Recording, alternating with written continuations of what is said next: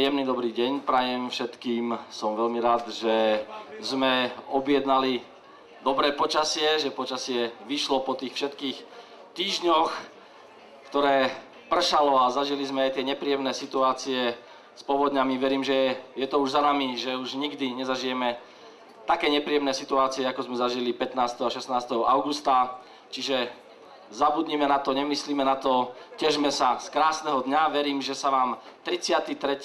ročník Martinského jarmoku bude páčiť. Pripravili sme si pre vás skvelý kultúrny program. Sú tu stánky, takže verím, že zažijeme 2 dní plné pohody a slnka. Takže Martinčania, a nielen Martinčania, ale aj všetci návštevníci Martina, prajem vám, aby sa vám dnešný jarmok, tohtoročný jarmok páčil a na zdravie. Trngotom dolnáckého dobrého burčaku považujeme 33. ročník Martinského jarmoku za otvorený.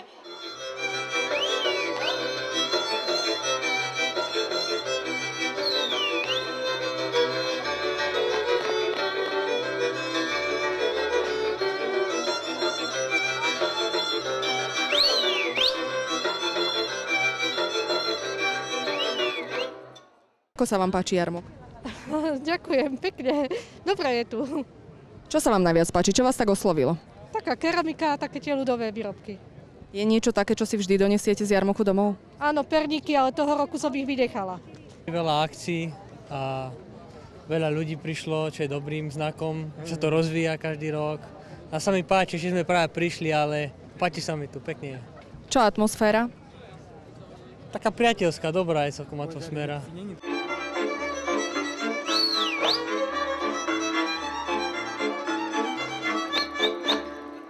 Ako sa vám predáva v dnešný deň?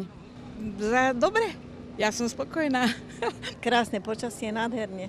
Je niečo také, čo si vždycky z jarmoku donesiete domov? No pravda, že hračky drevené pre deti, perničky a nič také iné, ale tak to sú také práve, že, ako by som to povedala, také typické jarmočné veci, ktoré ma vedia osloviť, ale potom aj tá atmosféra.